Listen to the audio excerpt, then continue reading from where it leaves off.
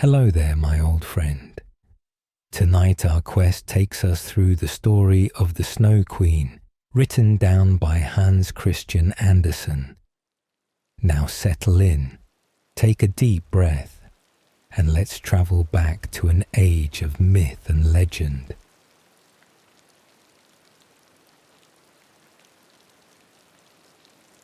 The Snow Queen. In 7 stories. Story the first, which describes a looking glass and the broken fragments.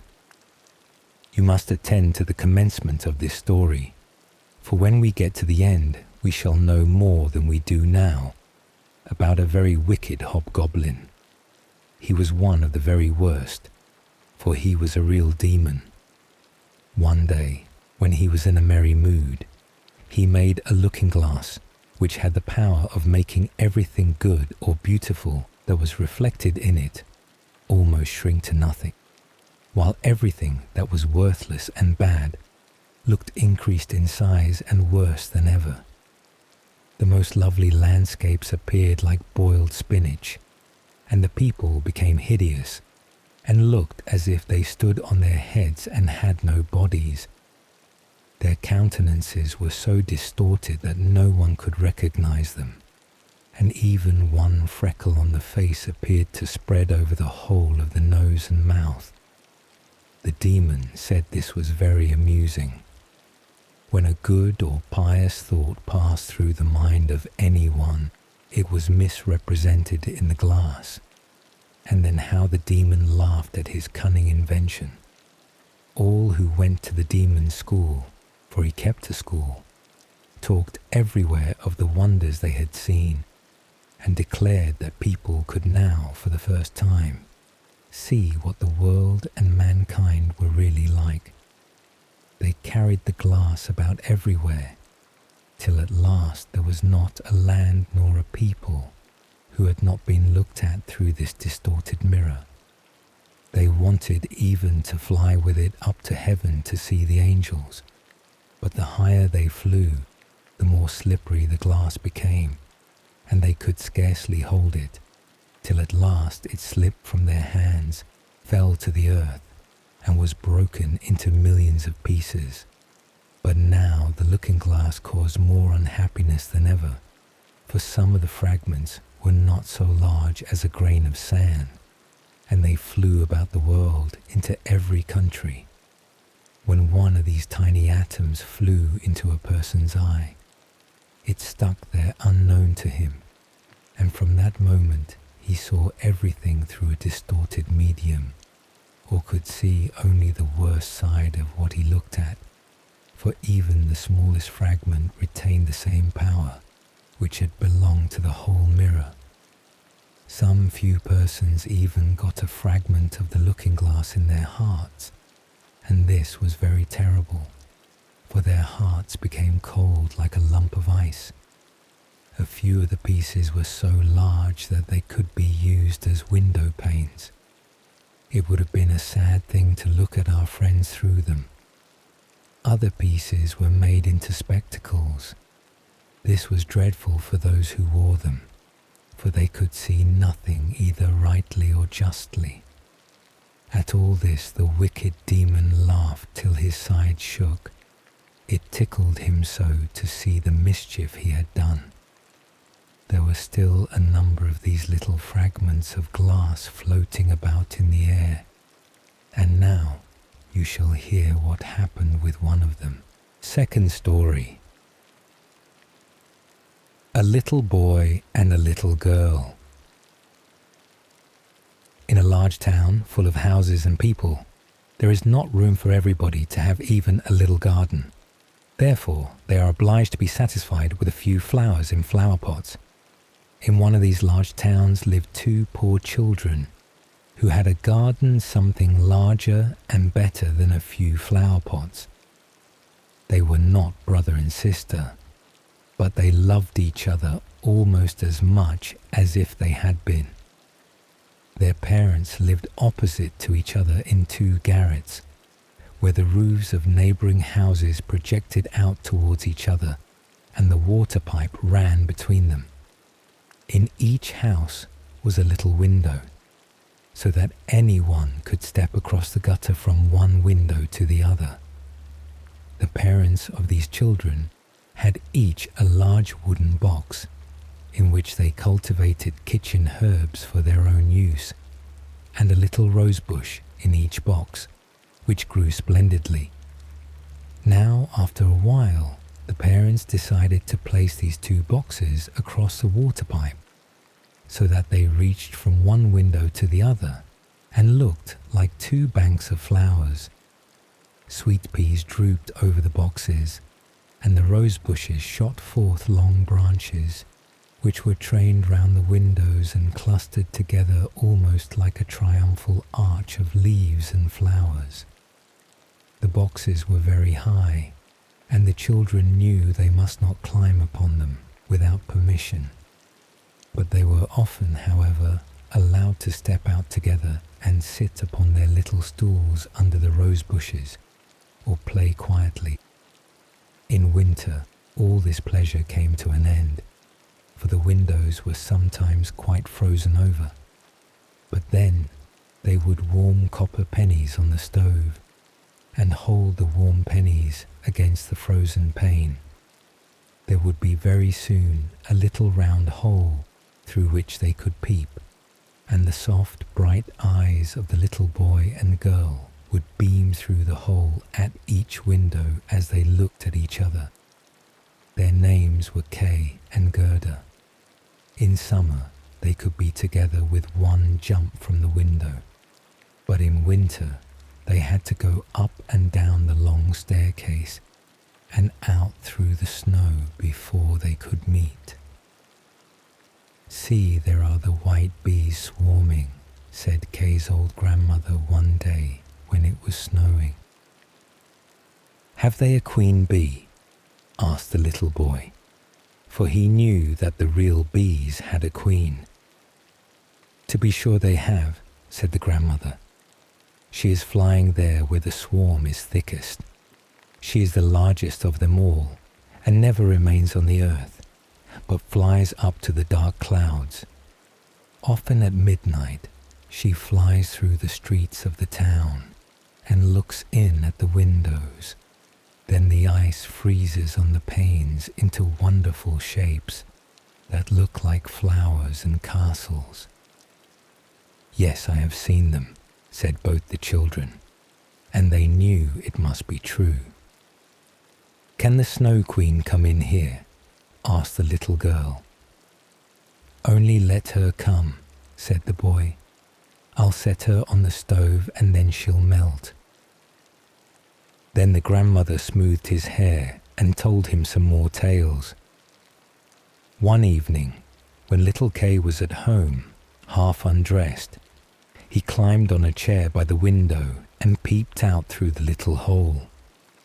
A few flakes of snow were falling, and one of them, rather larger than the rest, alighted on the edge of one of the flower boxes.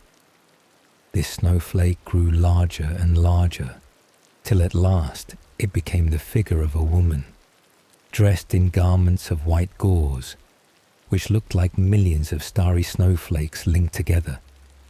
She was fair and beautiful, but made of ice, shining and glittering ice. Still she was alive, and her eyes sparkled like bright stars, but there was neither peace nor rest in their glance. She nodded towards the window and waved her hand. The little boy was frightened and sprang from the chair. At the same moment, it seemed as if a large bird flew by the window. On the following day there was a clear frost, and very soon came the spring. The sun shone, the young green leaves burst forth, the swallows built their nests. Windows were opened, and the children sat once more in the garden on the roof, high above all the other rooms. How beautiful the roses blossomed this summer! The little girl had learnt a hymn in which roses were spoken of, and then she thought of their own roses, and she sang the hymn to the little boy, and he sang too. Roses bloom and cease to be, but we shall the Christ child see. Then the little ones held each other by the hand and kissed the roses and looked at the bright sunshine and spoke to it as if the Christ child were there. Those were splendid summer days. How beautiful and fresh it was out among the rose bushes, which seemed as if they would never leave off blooming. One day, Kay and Gerda sat looking at a book full of pictures of animals and birds, and then, just as the clock in the church tower struck 12, Kay said, "Oh, something has struck my heart." And soon after, "There is something in my eye." The little girl put her arm round his neck and looked into his eye, but she could see nothing. "I think it is gone," he said. But it was not gone. It was one of those bits of the looking glass, that magic mirror of which we have spoken. The ugly glass which made everything great and good appear small and ugly, while all that was wicked and bad became more visible, and every little fault could be plainly seen. Poor little Kay had also received a small grain in his heart, which very quickly turned to a lump of ice. He felt no more pain, but the glass was there still. "Why do you cry?" said he at last. "It makes you look ugly. There is nothing the matter with me now." "Oh, see," he cried suddenly, "that rose is worm-eaten, and this one is quite crooked. After all, they are ugly roses, just like the box in which they stand." And then he kicked the boxes with his foot and pulled off the 2 roses.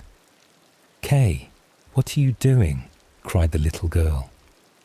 And then, when he saw how frightened she was, he tore off another rose and jumped through his own window away from little Gerda. When she afterwards brought out the picture book, he said, it was only fit for babies in long clothes. And when grandmother told any stories, he would interrupt her with "but." Or, when he could manage it, he would get behind her chair, put on a pair of spectacles, and imitate her very cleverly to make people laugh. By and by, he began to mimic the speech and gait of persons in the street. All that was peculiar or disagreeable in a person he would imitate directly, and people said, "That boy will be very clever. He has a remarkable genius." But it was the piece of glass in his eye and the coldness in his heart that made him act like this. He would even tease little Gerda, who loved him with all her heart. His games, too, were quite different. They were not so childish. One winter's day, when it snowed, he brought out a burning glass. Then he held out the tail of his blue coat and let the snowflakes fall upon it. "Look in this glass, Gerda," said he, and she saw how every flake of snow was magnified and looked like a beautiful flower or a glittering star. "Is it not clever?" said Kay, "and much more interesting than looking at real flowers?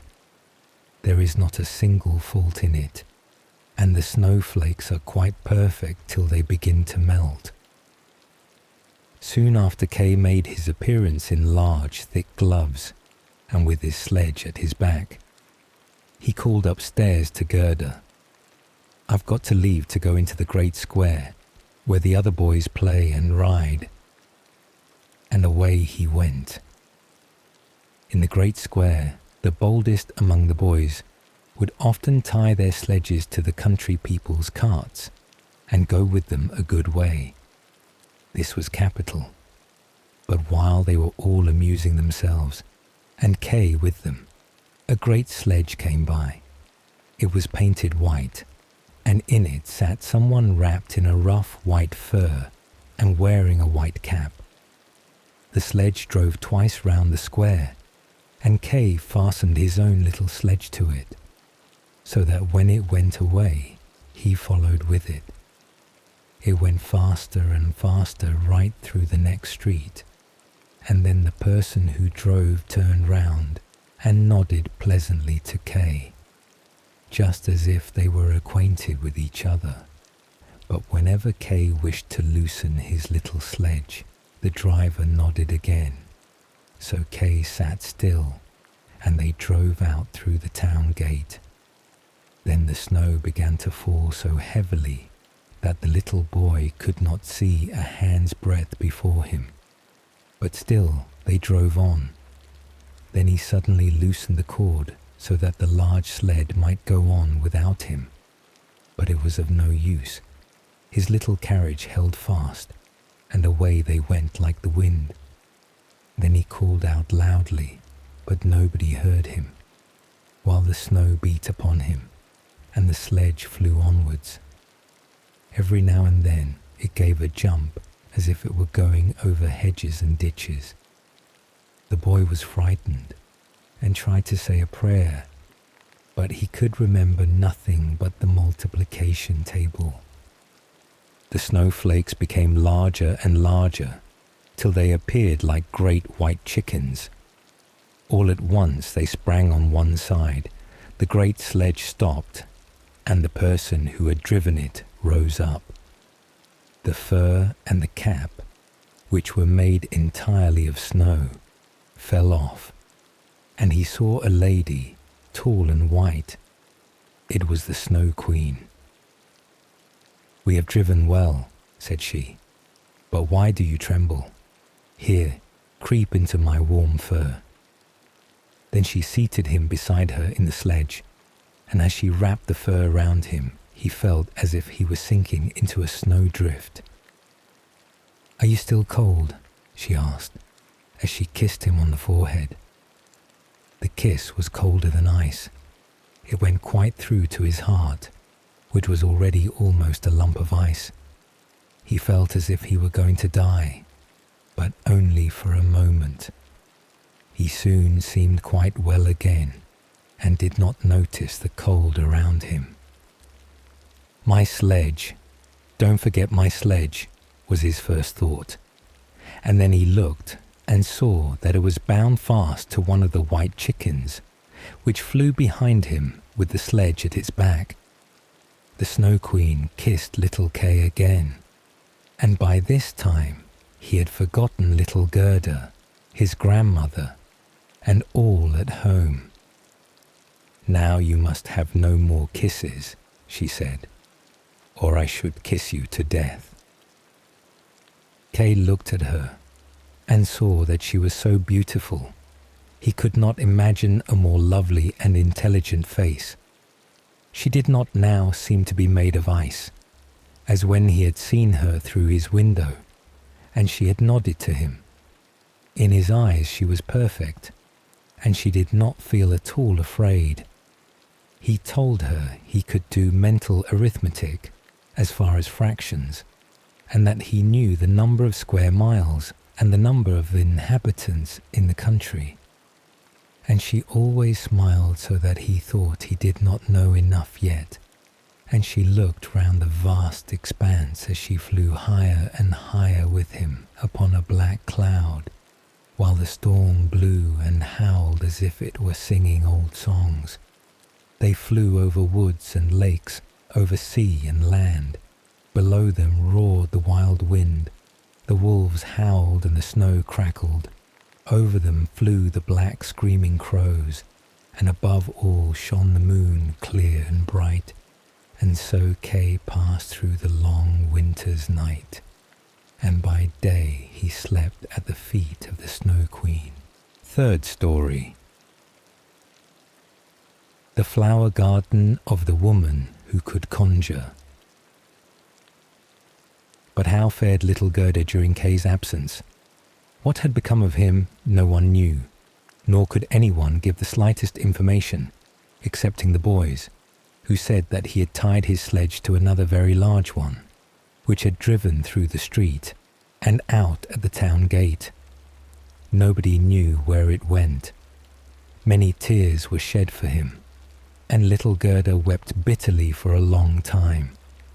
She said she knew he must be dead, that he was drowned in the river which flowed close by the school. Oh, indeed, those long winter days were very dreary. But at last, spring came, with warm sunshine. "Kay is dead and gone," said little Gerda. "I don't believe it," said the sunshine. "He is dead and gone," she said to the sparrows. "We don't believe it," they replied. And at last, little Gerda began to doubt it herself. "I will put on my new red shoes," she said one morning, "those that Kay has never seen, and then I will go down to the river and ask for him." It was quite early when she kissed her old grandmother, who was still asleep. Then she put on her red shoes and went quite alone out of the town gates toward the river. "Is it true that you have taken my little playmate away from me?" said she to the river. "I will give you my red shoes if you will give him back to me." And it seemed as if the waves nodded to her in a strange manner. Then she took off her red shoes, which she liked better than anything else, and threw them both into the river. But they fell near the bank, and the little waves carried them back to the land, just as if the river would not take from her what she loved best, because they could not give her back little Kay. But she thought the shoes had not been thrown out far enough. Then she crept into a boat that lay among the reeds, and threw the shoes again from the farther end of the boat into the water, but it was not fastened, and her movement sent it gliding away from the land. When she saw this, she hastened to reach the end of the boat, but before she could so it was more than a yard from the bank, and drifting away faster than ever. Then little Gerda was very much frightened, and began to cry, but no one heard her except the sparrows, and they could not carry her to land, but they flew along by the shore, and sang, as if to comfort her, "Here we are, here we are."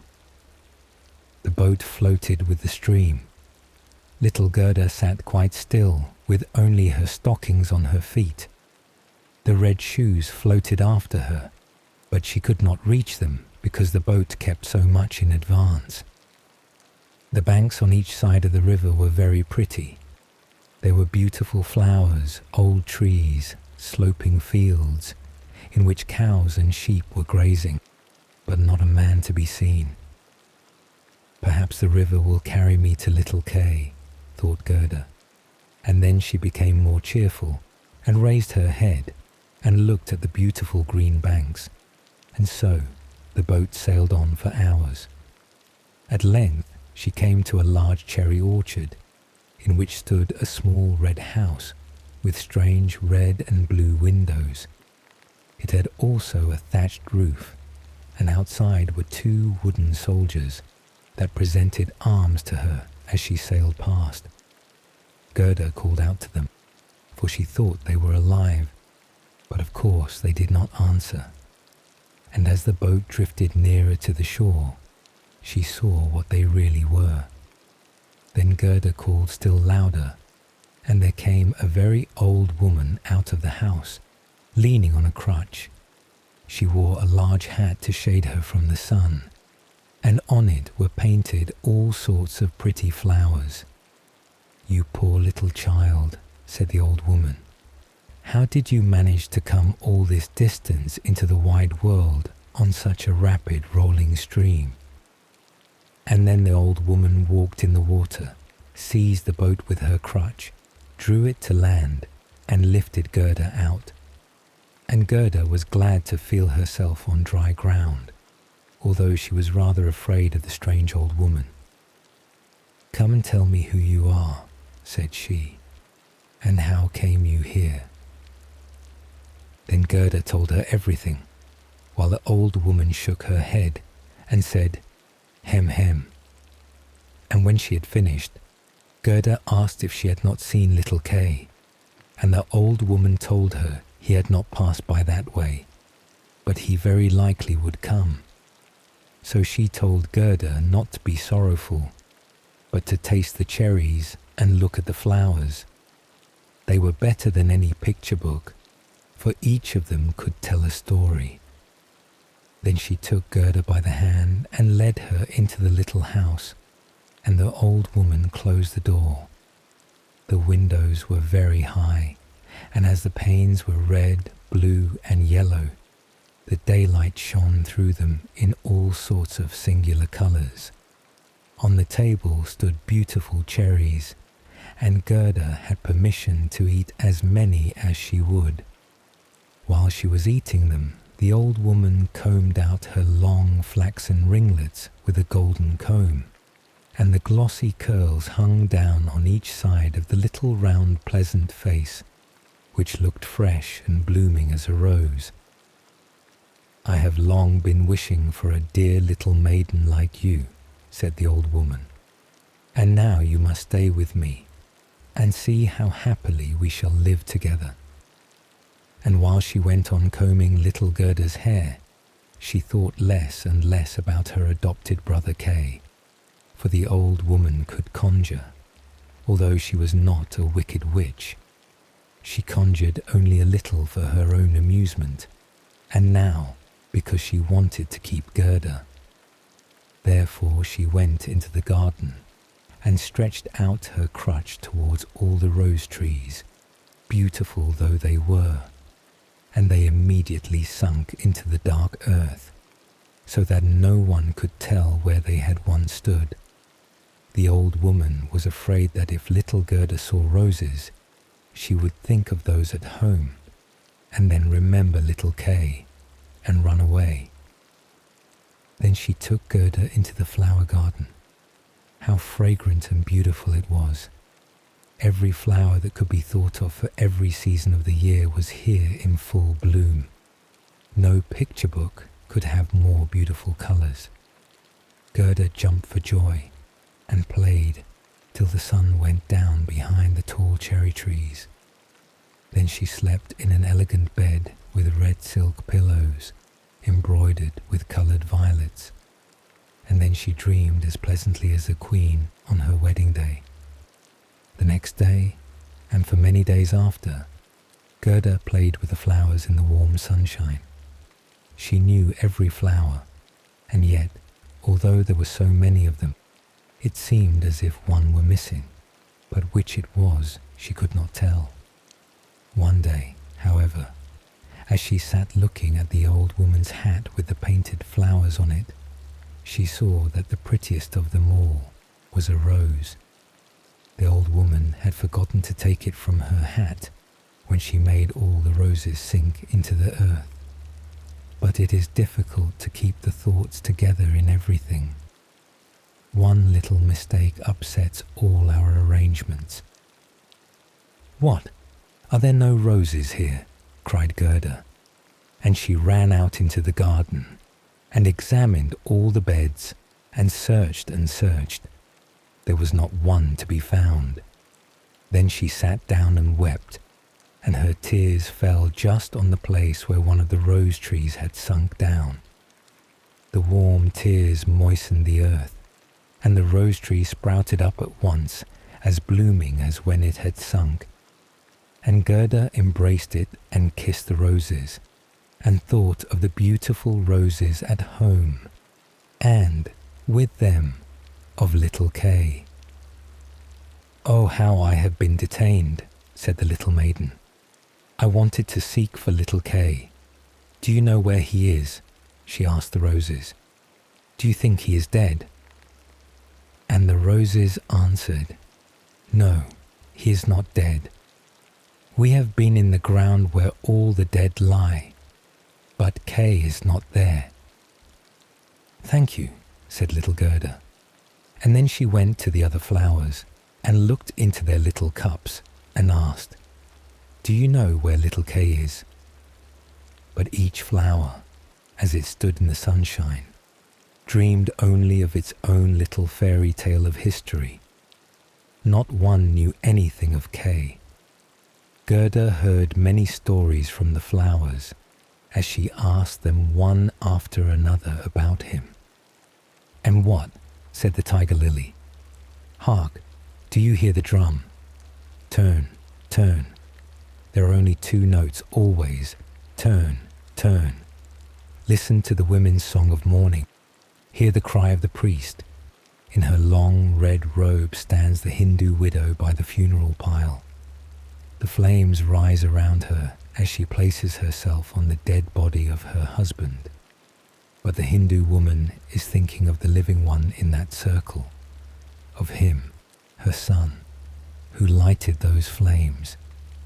Those shining eyes trouble her heart more painfully than the flames which will soon consume her body to ashes. Can the fire of the heart be extinguished in the flames of the funeral pile?" "I don't understand that at all," said little Gerda. "That is my story," said the tiger lily. "What?" says the convolvulus. "Near yonder narrow road stands an old knight's castle. Thick ivy creeps over the old ruined walls, leaf over leaf, even to the balcony, in which stands a beautiful maiden. She bends over the balustrades and looks up the road. No rose on its stem is fresher than she. No apple blossom, wafted by the wind, floats more lightly than she moves. Her rich silk rustles as she bends over and exclaims, 'Will he not come?'" "Is it Kay you mean?" asked Gerda. "I am only speaking of a story of my dream," replied the flower. "What?" said the little snowdrop. "Between 2 trees a rope is hanging. There is a piece of board upon it. It is a swing. 2 pretty little girls, in dresses white as snow, and with long green ribbons fluttering from their hats, are sitting upon it swinging. Their brother, who is taller than they are, stands in the swing. He has one arm round the rope to steady himself. In one hand he holds a little bowl, and in the other a clay pipe. He is blowing bubbles. As the swing goes on, the bubbles fly upward, reflecting the most beautiful varying colours. The last still hangs from the bowl of the pipe and sways in the wind. On goes the swing, and then a little black dog comes running up. He is almost as light as the bubble, and he raises himself on his hind legs and wants to be taken into the swing, but it does not stop, and the dog falls. Then he barks and gets angry. The children stoop towards him, and the bubble bursts. A swinging plank, a light sparkling foam picture. That is my story." "It may be all very pretty what you are telling me," said little Gerda, "but you speak so mournfully, and you do not mention little Kay at all. What do the hyacinths say?" "There were 3 beautiful sisters, fair and delicate. The dress of one was red, of the second blue, and of the third pure white. Hand in hand they danced in the bright moonlight by the calm lake. But they were human beings, not fairy elves. The sweet fragrance attracted them, and they disappeared in the wood. Here the fragrance became stronger. 3 coffins, in which lay the 3 beautiful maidens, glided from the thickest part of the forest across the lake. The fireflies flew lightly over them, like little floating torches. Do the dancing maidens sleep, or are they dead? The scent of the flower says that they are corpses. The evening bell tolls their knell." "You make me quite sorrowful," said little Gerda. "Your perfume is so strong. You make me think of the dead maidens. Ah, is little Kay really dead then? The roses have been in the earth, and they say no." "Cling, clang," tolled the hyacinth bells. "We are not tolling for little Kay. We do not know him. We sing our song, the only one we know." Then Gerda went to the buttercups, that were glittering amongst the bright green leaves. "You are little bright suns," said Gerda. "Tell me if you know where I can find my playfellow." And the buttercup sparkled gaily and looked again at Gerda. What song could the buttercup sing? It was not about Kay. The bright warm sun shone on the little court on the first warm day of spring. His bright beams rested on the white walls of the neighbouring house, and close by bloomed the first yellow flower of the season, glittering like gold in the sun's warm ray. An old woman sat in her armchair at the house door, and her granddaughter, a poor and pretty servant maid, came to see her for a short visit. When she kissed her grandmother, there was gold everywhere, the gold of the heart in that holy kiss. It was a golden morning. There was gold in the beaming sunlight, gold in the leaves of the lowly flower, and on the lips of the maiden. "There, that is my story," said the buttercup. "My poor old grandmother," sighed Gerda. "She is longing to see me, and grieving for me as she did for little Kay. But I shall soon go home now, and take little Kay with me. It is no use asking the flowers. They know only their own songs, and can give me no information." And then she tucked up her little dress, that she might run faster. But the narcissus caught her by the leg as she was jumping over it. So she stopped and looked at the tall yellow flower and said, "Perhaps you may know something." Then she stooped down quite close to the flower and listened. And what did he say? "I can see myself, I can see myself," said the narcissus. "Oh, how sweet is my perfume. Up in a little room with a bow window stands a little dancing girl, half undressed. She stands sometimes on one leg and sometimes on both, and looks as if she would tread the whole world under her feet. She is nothing but a delusion. She is pouring water out of a teapot on a piece of stuff which she holds in her hand. It is her bodice. Cleanliness is a good thing, she says. Her white dress hangs on a peg. It has also been washed in the teapot and dried on the roof. She puts it on and ties a saffron-coloured handkerchief round her neck, which makes the dress look whiter. See how she stretches out her legs, as if she were showing off on a stem. I can see myself. I can see myself. What do I care for all that? Said Gerda. You need not tell me such stuff. And then she ran to the other end of the garden. The door was fastened, but she pressed against the rusty latch, and it gave way. The door sprang open, and little Gerda ran out with bare feet into the wide world. She looked back 3 times, but no one seemed to be following her. At last she could run no longer, so she sat down to rest on a great stone. And when she looked round, she saw that the summer was over, and autumn very far advanced. She had known nothing of this in the beautiful garden, where the sun shone and the flowers grew all the year round. Oh, how I have wasted my time, said little Gerda. It is autumn. I must not rest any longer. And she rose up to go on. But her little feet were wounded and sore, and everything around her looked so cold and bleak. The long willow leaves were quite yellow. The dewdrops fell like water. Leaf after leaf dropped from the trees. The sloe-thorn alone still bore fruit, but the sloes were sour and set the teeth on edge. Oh, how dark and weary the whole world appeared. 4th story. The Prince and Princess.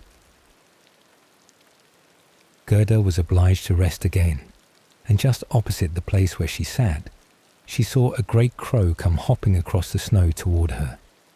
He stood looking at her for some time, and then he wagged his head and said, "Caw, caw, good day, good day." He pronounced the words as plainly as he could, because he meant to be kind to the little girl. And then he asked her where she was going all alone in the wide world. The word alone Gerda understood very well, and knew how much it expressed. So then she told the crow the whole story of her life and adventures, and asked him if he had seen little Kay. The crow nodded his head very gravely and said, "Perhaps I have. It may be." "No, do you think you have?" cried little Gerda, and she kissed the crow and hugged him almost to death with joy. "Gently, gently," said the crow. "I believe I know. I think it may be little Kay, but he has certainly forgotten you by this time for the princess." "Does he live with the princess?" asked Gerda. "Yes, listen," replied the crow. "But it is so difficult to speak your language. If you understand the crow's language, then I can explain it better. Do you?" "No, I have never learnt it," said Gerda. "But my grandmother understands it and used to speak it to me. I wish I had learnt it." "It does not matter," answered the crow. "I will explain as well as I can, although it will be very badly done." And he told her what he had heard. "In this kingdom where we now are," said he, "there lives a princess who is so wonderfully clever that she has read all the newspapers in the world and forgotten them too, although she is so clever. A short time ago, as she was sitting on her throne, which people say is not such an agreeable seat as is often supposed, she began to sing a song which commences in these words, 'Why should I not be married?' 'Why not indeed?' said she. And so she determined to marry if she could find a husband who knew what to say when he was spoken to, and not one who could only look grand, for that was so tiresome. Then she assembled all her court ladies together at the beat of the drum, and when they heard of her intentions, they were very much pleased. 'We are so glad to hear it,' said they. 'We were talking about it ourselves the other day. You may believe that every word I tell you is true,' said the crow, 'for I have a tame sweetheart who goes freely about the palace, and she told me all this.' Of course his sweetheart was a crow, for birds of a feather flock together, and one crow always chooses another crow. Newspapers were published immediately with a border of hearts and the initials of the princess among them. They gave notice that every young man who was handsome was free to visit the castle and speak with the princess, and those who could reply loud enough to be heard when spoken to were to make themselves quite at home at the palace, but the one who spoke best would be chosen as a husband for the princess. Yes, yes, you may believe me. It is all as true as I sit here," said the crow. The people came in crowds. There was a great deal of crushing and running about, but no one succeeded either on the first or second day. They could all speak very well while they were outside in the streets, but when they entered the palace gates and saw the guards in silver uniforms and the footmen in their golden livery on the staircase, and the great halls lighted up, they became quite confused. And when they stood before the throne on which the princess sat, they could do nothing but repeat the last words she had said, and she had no particular wish to hear her own words over again. It was just as if they had all taken something to make them sleepy while they were in the palace, for they did not recover themselves nor speak till they got back again into the street. There was quite a long line of them reaching from the town gate to the palace. I went myself to see them, said the crow. They were hungry and thirsty, for at the palace they did not get even a glass of water. Some of the wisest had taken a few slices of bread and butter with them, but they did not share it with their neighbours. They thought if they went into the princess looking hungry, there would be a better chance for themselves. But Kay, tell me about little Kay, said Gerda. Was he amongst the crowd? Stop a bit, we are just coming to him. It was on the third day. There came marching cheerfully along to the palace a little personage, without horses or carriage, his eyes sparkling like yours. He had beautiful long hair, but his clothes were very poor. That was Kay, said Gerda joyfully. Oh, then I have found him. And she clapped her hands. He had a little knapsack on his back, added the crow. No, it must have been his sledge, said Gerda, for he went away with it.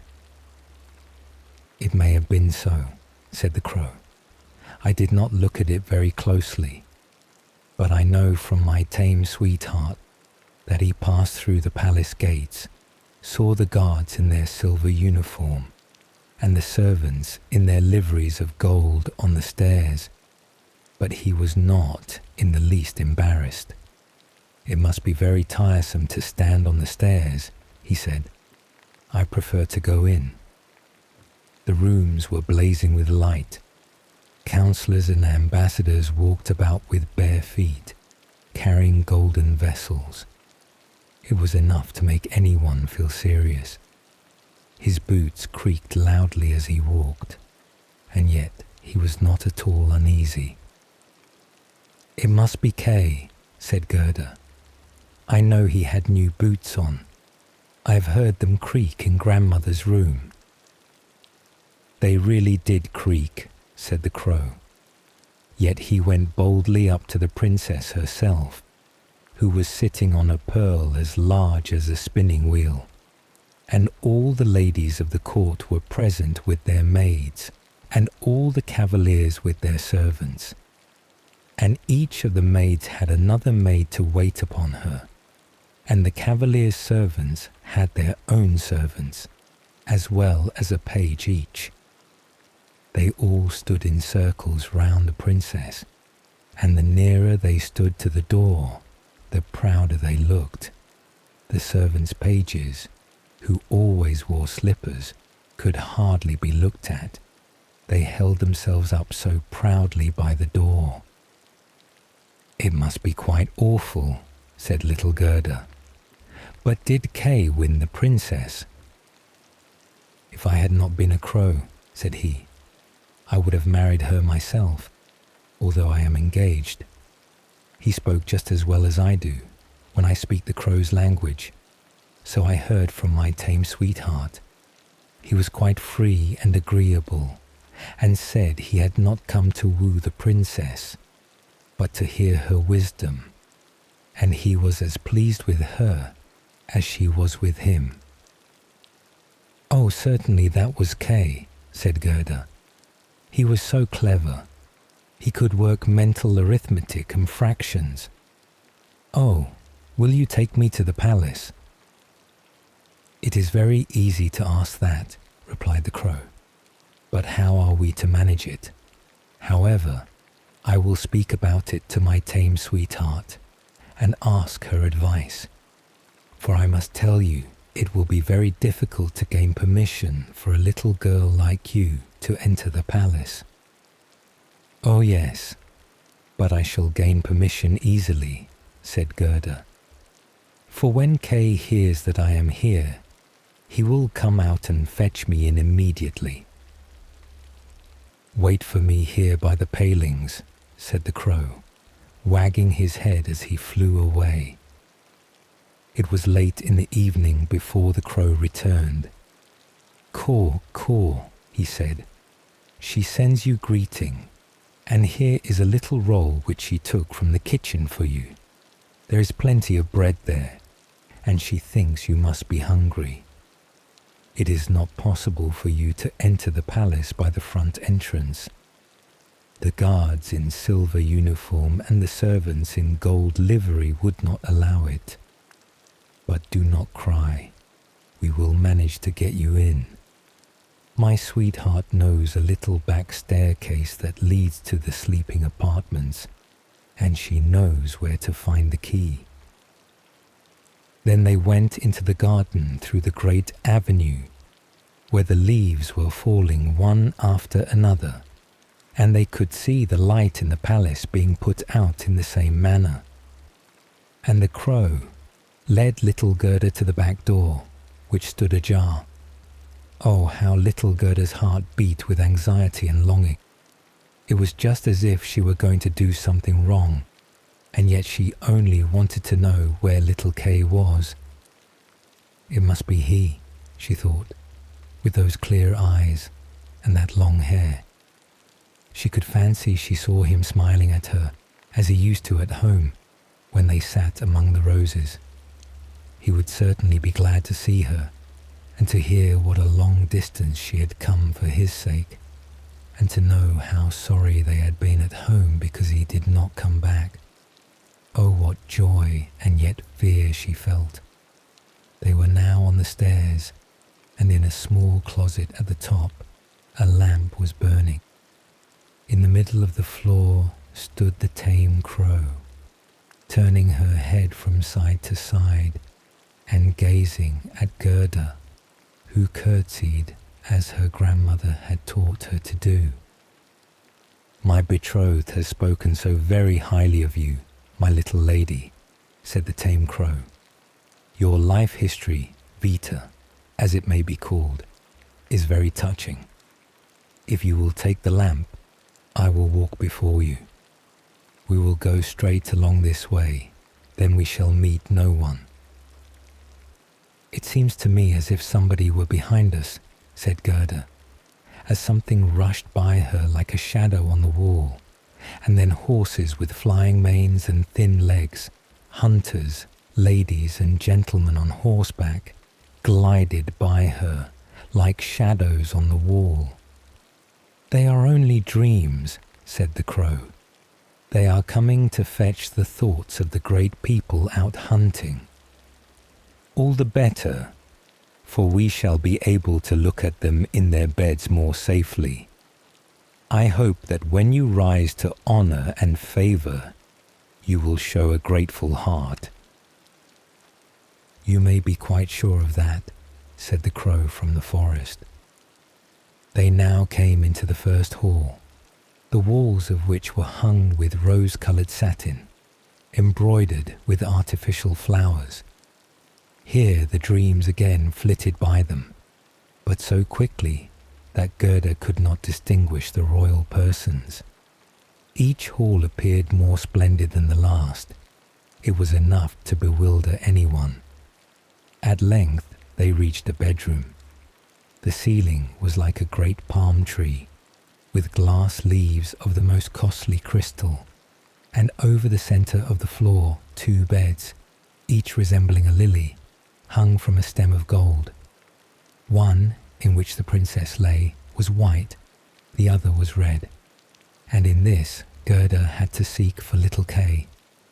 She pushed one of the red leaves aside and saw a little brown neck. Oh, that must be Kay. She called his name out quite loud and held the lamp over him. The dreams rushed back into the room on horseback. He woke and turned his head round. It was not little Kay. The prince was only like him in the neck. Still he was young and pretty. Then the princess peeped out of her white lily bed and asked what was the matter. Then little Gerda wept and told her story, and all that the crows had done to help her. "You poor child," said the prince and princess. Then they praised the crows and said they were not angry for what they had done. but that it must not happen again, and this time they should be rewarded. "Would you like to have your freedom?" asked the princess.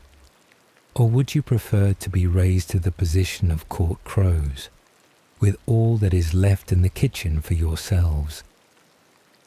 Then both the crows bowed and begged to have a fixed appointment, for they thought of their old age, and said it would be so comfortable to feel that they had provision for their old days, as they called it. And then the prince got out of his bed and gave it up to Gerda. He could do no more, and she lay down. She folded her little hands and thought, "How good everyone is to me, men and animals too." Then she closed her eyes and fell into a sweet sleep. All the dreams came flying back again to her, and they looked like angels, and one of them drew a little sledge, on which sat Kay and nodded to her. But all this was only a dream, and vanished as soon as she awoke. The following day she was dressed from head to foot in silk and velvet, and they invited her to stay at the palace for a few days and enjoy herself. But she only begged for a pair of boots and a little carriage and a horse to draw it, so that she might go into the wide world to seek for Kay. And she obtained not only boots, but also a muff, and she was neatly dressed. And when she was ready to go, there at the door, she found a coach made of pure gold, with the coat of arms of the prince and princess shining upon it like a star, and the coachman, footman, and outriders all wearing golden crowns on their heads. The prince and princess themselves helped her into the coach and wished her success. The forest crow, who was now married, accompanied her for the first 3 miles. He sat by Gerda's side, as he could not bear riding backwards. The tame crow stood in the doorway, flapping her wings. She could not go with them, because she had been suffering from headache ever since the new appointment, no doubt from eating too much. The coach was well stored with sweet cakes, and under the seat were fruit and gingerbread nuts. "Farewell, farewell," cried the prince and princess, and little Gerda wept, and the crow wept. And then, after a few miles, the crow also said farewell. And this was the saddest parting. However, he flew to a tree and stood flapping his black wings as long as he could see the coach, which glittered in the bright sunshine. 5th story. Little Robber Girl. The coach drove on through a thick forest, where it lighted up the way like a torch, and dazzled the eyes of some robbers who could not bear to let it pass them unmolested. "It is gold, it is gold," cried they, rushing forward and seizing the horses. Then they struck the little jockeys, the coachman, and the footman dead, and pulled little Gerda out of the carriage. "She is fat and pretty, and she has been fed with the kernels of nuts," said the old robber woman, who had a long beard and eyebrows that hung over her eyes. "She is as good as a little lamb. How nice she will taste." And as she said this, she drew forth a shining knife that glittered horribly. "Oh!" screamed the old woman the same moment, for her own daughter, who held her back, had bitten her in the ear. She was a wild and naughty girl, and the mother called her an ugly thing, and had not time to kill Gerda. "She shall play with me," said the little robber girl. "She shall give me her muff and her pretty dress, and sleep with me in my bed." And then she bit her mother again, and made her spring in the air and jump about. And all the robbers laughed and said, "See how she is dancing with her young cub." "I will have a ride in the coach," said the little robber girl, and she would have her own way, for she was so self-willed and obstinate. She and Gerda seated themselves in the coach and drove away over stumps and stones into the depths of the forest. The little robber girl was about the same size as Gerda, but stronger. She had broader shoulders and a darker skin. Her eyes were quite black, and she had a mournful look. She clasped little Gerda round the waist and said, "They shall not kill you as long as you don't make us vexed with you. I suppose you are a princess." "No," said Gerda. And then she told her all her history, and how fond she was of little Kay. The robber girl looked earnestly at her, nodded her head slightly, and said, "They shan't kill you, even if I do get angry with you, for I will do it myself." And then she wiped Gerda's eyes and stuck her own hands in the beautiful muff, which was so soft and warm. The coach stopped in the courtyard of a robber's castle, the walls of which were cracked from top to bottom. Ravens and crows flew in and out of the holes and crevices, while great bulldogs, either of which looked as if it could swallow a man, were jumping about, but they were not allowed to bark. In the large and smoky hall, a bright fire was burning on the stone floor. There was no chimney, so the smoke went up to the ceiling and found a way out for itself. Soup was boiling in a large cauldron, and hares and rabbits were roasting on the spit. "You shall sleep with me and all my little animals tonight," said the robber girl, after they had had something to eat and drink. So she took Gerda to a corner of the hall, where some straw and carpets were laid down. Above them, on laths and perches, were more than 100 pigeons, who all seemed to be asleep, although they moved slightly when the two little girls came near them. "These all belong to me," said the robber girl, and she seized the nearest to her, held it by the feet, and shook it till it flapped its wings. "Kiss it," cried she, flapping it in Gerda's face. "There sit the wood pigeons," continued she, pointing to a number of laths and a cage which had been fixed into the walls near one of the openings. "Both rascals would fly away directly if they were not closely locked up, and here is my old sweetheart Bar."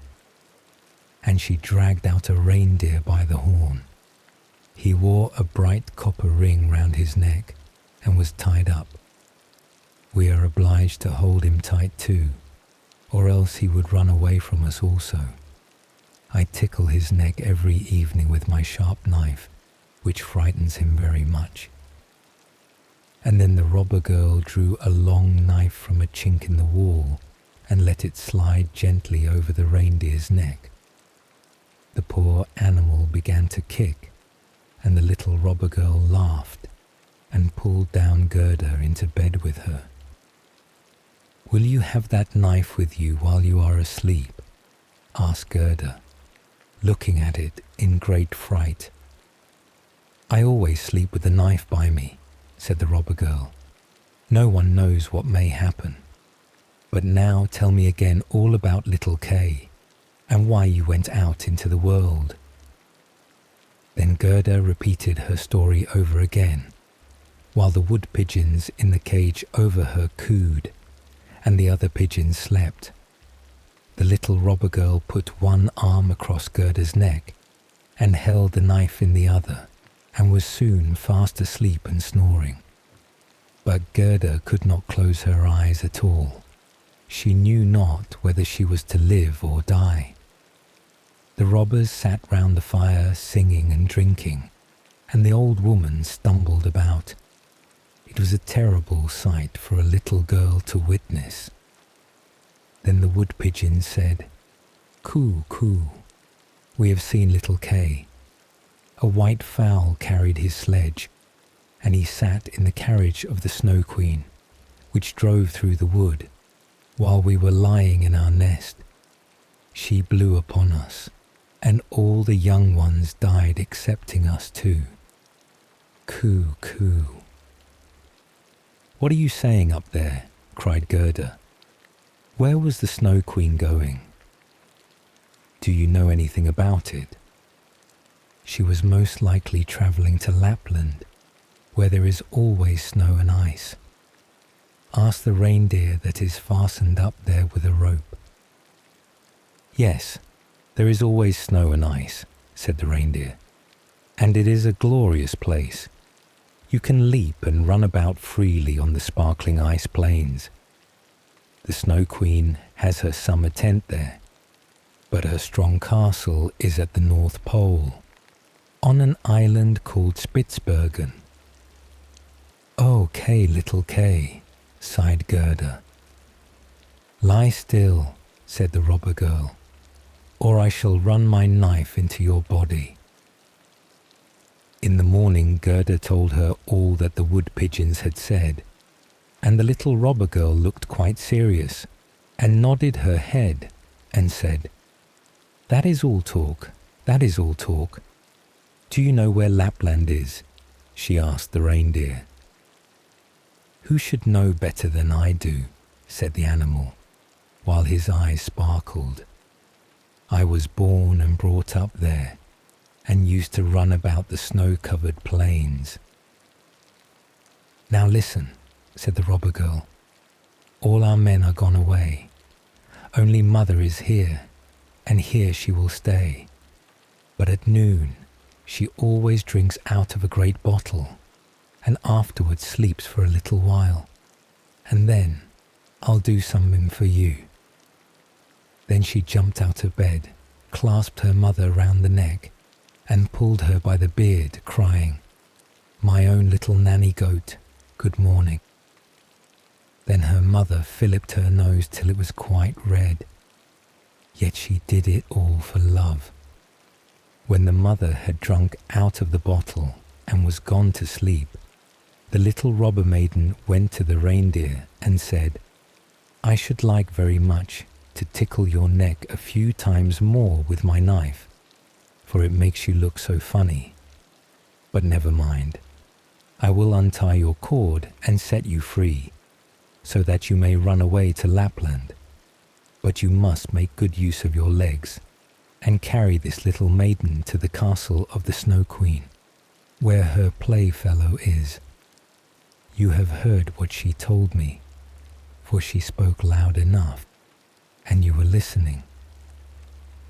Then the reindeer jumped for joy, and the little robber girl lifted Gerda on his back, and had the forethought to tie her on, and even to give her her own little cushion to sit on. Here are your fur boots for you, said she, for it will be very cold, but I must keep the muff. It is so pretty. However, you shall not be frozen for the want of it. Here are my mother's large warm mittens. They will reach up to your elbows. Let me put them on. There, now your hands look just like my mother's. But Gerda wept for joy. I don't like to see you fret, said the little robber girl.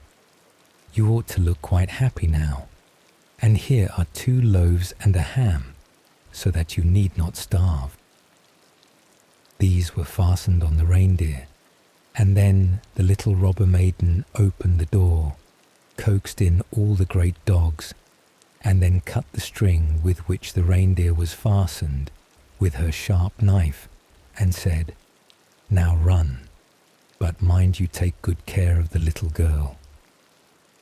And then Gerda stretched out her hand, with the great mitten on it, towards the little robber girl, and said, Farewell.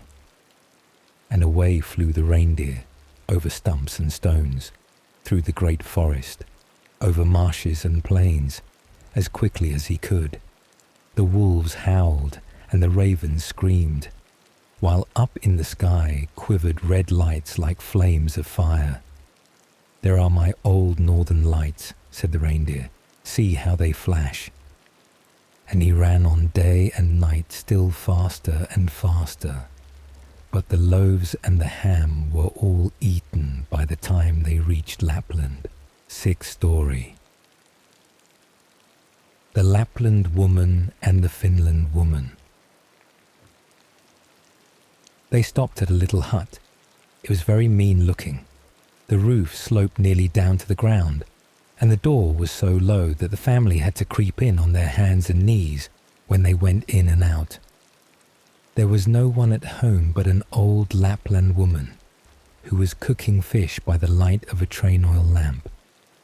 The reindeer told her all about Gerda's story, after having first told his own, which seemed to him the most important. But Gerda was so pinched with the cold that she could not speak. "Oh, you poor things," said the Lapland woman.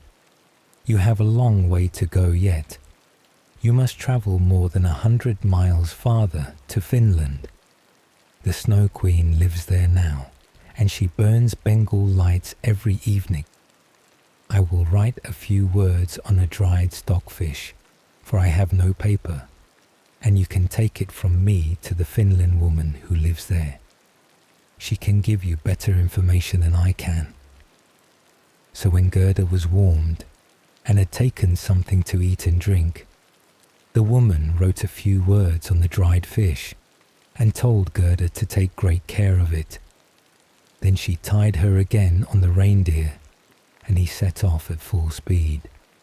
Flash, flash, went the beautiful blue northern lights in the air the whole night long, and at length they reached Finland and knocked at the chimney of the Finland woman's hut, for it had no door above the ground. They crept in, but it was so terribly hot inside that woman wore scarcely any clothes. She was small and very dirty looking. She loosened little Gerda's dress and took off the fur boots and the mittens, or Gerda would have been unable to bear the heat. And then she placed a piece of ice on the reindeer's head and read what was written on the dried fish. After she had read it 3 times, she knew it by heart. So she popped the fish into the soup saucepan, as she knew it was good to eat, and she never wasted anything. The reindeer told his own story first, and then little Gerda's, and the Finlander twinkled with her clever eyes, but she said nothing. "You are so clever," said the reindeer. "I know you can tie all the winds of the world with a piece of twine. If a sailor unties 1 knot, he has a fair wind. When he unties the second, it blows hard. But if the third and fourth are loosened, then comes a storm, which will root up whole forests. Cannot you give this little maiden something which will make her as strong as 12 men to overcome the Snow Queen?" "The power of 12 men," said the Finland woman. "That would be of very little use."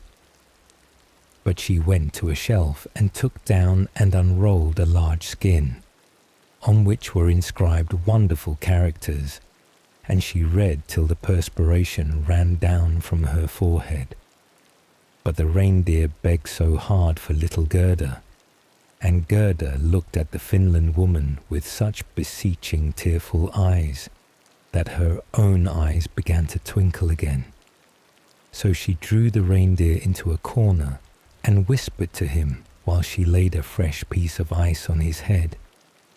"Little Kay is really with the Snow Queen, but he finds everything there so much to his taste and his liking, that he believes it is the finest place in the world. But this is because he has a piece of broken glass in his heart and a little piece of glass in his eye. These must be taken out, or he will never be a human being again, and the Snow Queen will retain her power over him. But can you not give little Gerda something to help her to conquer this power?" I can give her no greater power than she has already, said the woman. Don't you see how strong that is? How men and animals are obliged to serve her, and how well she has got through the world, barefooted as she is. She cannot receive any power from me greater than she now has, which consists in her own purity and innocence of heart. If she cannot herself obtain access to the Snow Queen and remove the glass fragments from little Kay, we can do nothing to help her. 2 miles from here the Snow Queen's garden begins. You can carry the little girl so far and set her down by the large bush, which stands in the snow, covered with red berries. Do not stay gossiping, but come back here as quickly as you can. Then the Finland woman lifted little Gerda upon the reindeer, and he ran away with her as quickly as he could. Oh, I've forgotten my boots and my mittens, cried little Gerda, as soon as she felt the cutting cold. But the reindeer dared not stop, so he ran on till he reached the bush with the red berries.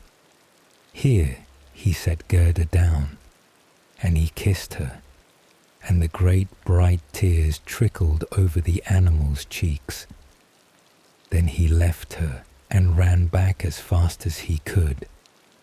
There stood poor Gerda, without shoes, without gloves, in the midst of cold, dreary, ice-bound Finland. She ran forwards as quickly as she could, when a whole regiment of snowflakes came round her. They did not, however, fall from the sky, which was quite clear and glittering with the northern lights. The snowflakes ran along the ground, and the nearer they came to her, the larger they appeared. Gerda remembered how large and beautiful they looked through the burning glass, but these were really larger and much more terrible, for they were alive and were the guards of the Snow Queen, and had the strangest shapes. Some were like great porcupines, others like twisted serpents with their heads stretching out, and some few were like little fat bears with their hair bristled. But all were dazzlingly white, and all were living snowflakes. Then little Gerda repeated the Lord's Prayer, and the cold was so great that she could see her own breath come out of her mouth like steam as she uttered the words. The steam appeared to increase as she continued her prayer, till it took the shape of little angels who grew larger the moment they touched the earth. They all wore helmets on their heads and carried spears and shields. Their number continued to increase more and more, and by the time Gerda had finished her prayers, a whole legion stood round her. They thrust their spears into the terrible snowflakes, so that they shivered into 100 pieces, and little Gerda could go forward with courage and safety. The angels stroked her hands and feet, so that she felt the cold less, and she hastened on to the Snow Queen's castle. But now we must see what Kay is doing. In truth, he thought not of little Gerda, and never supposed she could be standing in the front of the palace. 7th story. Of the palace of the Snow Queen, and what happened there at last. The walls of the palace were formed of drifted snow, and the windows and doors of the cutting winds. There were more than 100 rooms in it, all as if they had been formed with snow blown together. The largest of them extended for several miles. They were all lighted up by the vivid light of the aurora, and they were so large and empty, so icy cold and glittering. There were no amusements here, not even a little bear's ball, when the storm might have been the music, and the bears could have danced on their hind legs and shown their good manners. There were no pleasant games of snapdragon or touch, or even a gossip over the tea table for the young lady foxes. Empty, vast and cold were the halls of the Snow Queen.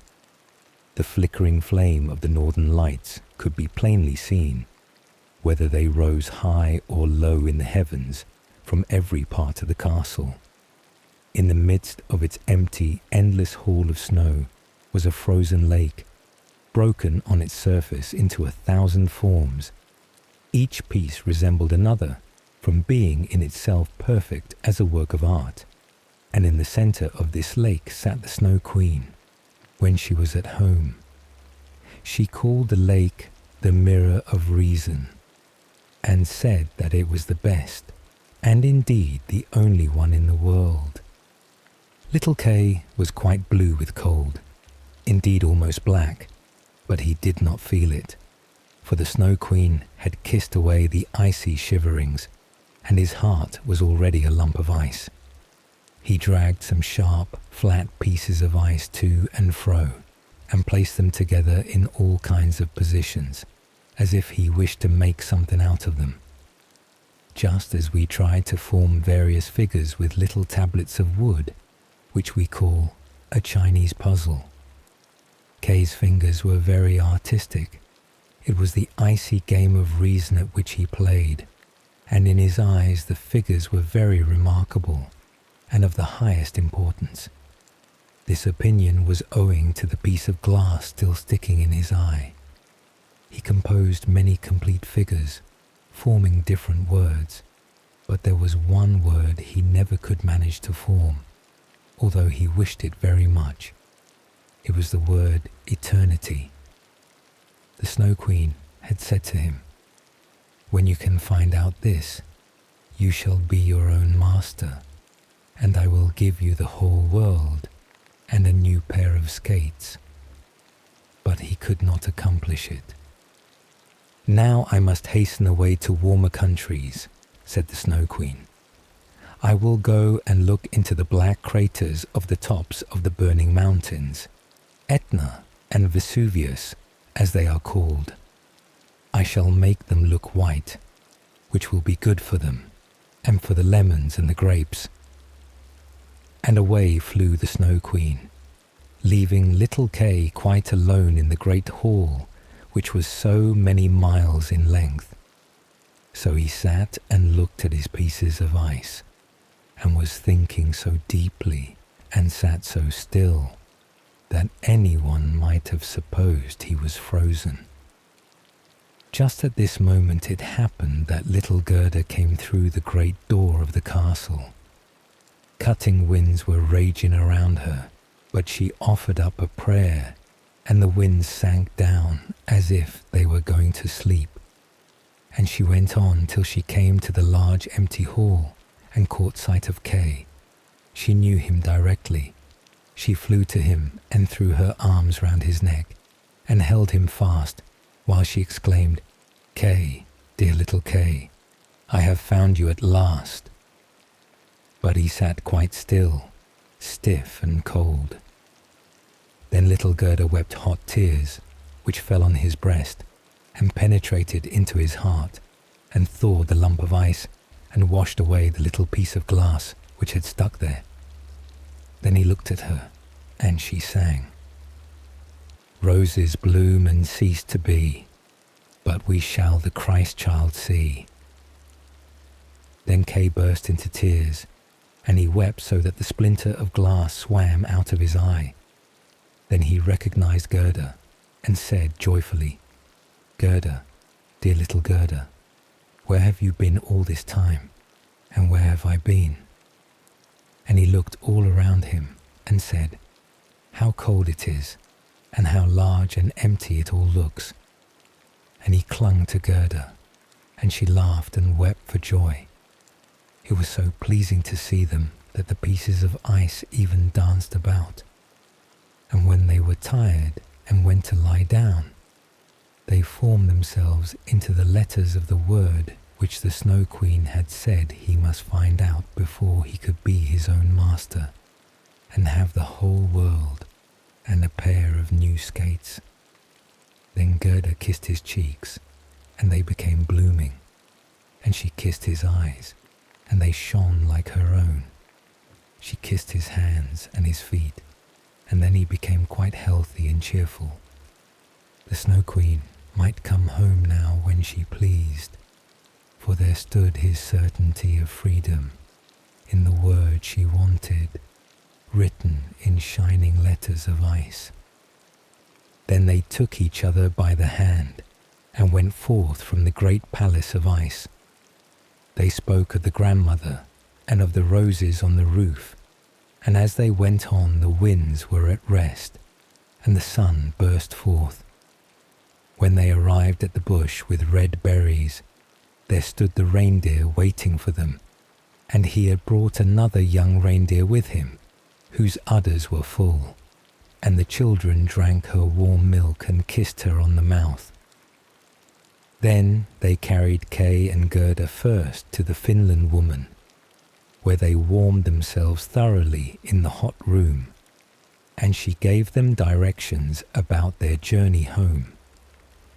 Next, they went to the Lapland woman, who had made some new clothes for them, and put their sleighs in order.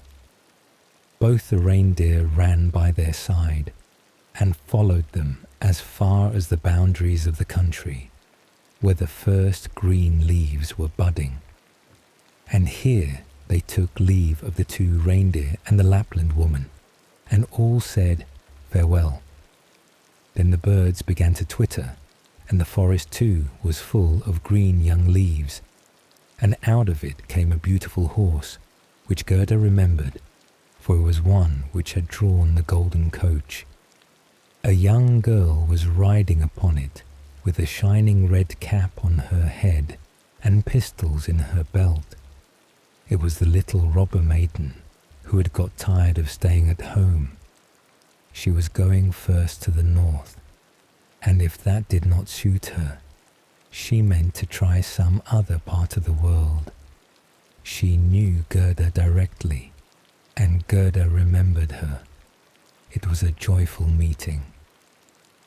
"You are a fine fellow to go gadding about in this way," said she to little Kay. "I should like to know whether you deserve that anyone should go to the end of the world to find you." But Gerda patted her cheeks and asked after the prince and princess. "They are gone to foreign countries," said the robber girl. "And the crow?" asked Gerda. "Oh, the crow is dead," she replied. "His tame sweetheart is now a widow, and wears a bit of black worsted round her leg. She mourns very pitifully, but it is all stuff. But now tell me how you managed to get him back." Then Gerda and Kay told her all about it. "Snip, snap, snare. It's all right at last," said the robber girl. Then she took both their hands and promised that if ever she should pass through the town, she would call and pay them a visit. And then she rode away into the wide world. But Gerda and Kay went hand in hand towards home, and as they advanced, spring appeared more lovely with its green verdure and its beautiful flowers. Very soon they recognized the large town where they lived, and the tall steeples of the churches, in which the sweet bells were ringing a merry peal as they entered it, and found their way to their grandmother's door. They went upstairs into the little room, where all looked just as it used to do. The old clock was going tick-tick, and the hands pointed to the time of day. But as they passed through the door into the room, they perceived that they were both grown up and become a man and woman. The roses out on the roof were in full bloom and peeped in at the window, and there stood the little chairs on which they had sat when children, and Kay and Gerda seated themselves each on their own chair and held each other by the hand, while the cold, empty grandeur of the Snow Queen's palace vanished from their memories like a painful dream. The grandmother sat in God's bright sunshine, And she read aloud from the Bible, "Except ye become as little children, ye shall in no wise enter into the kingdom of God." And Kay and Gerda looked into each other's eyes, and all at once understood the words of the old song. "Roses bloom and cease to be, but we shall the Christ child see." And they both sat there grown up, yet children at heart. And it was summer, warm, beautiful summer. And so, our quest through these timeless tales comes to an end. With the story's final words, you have completed this sleepy quest. May your dreams be filled with magic until the next adventure begins. Rest well, traveller.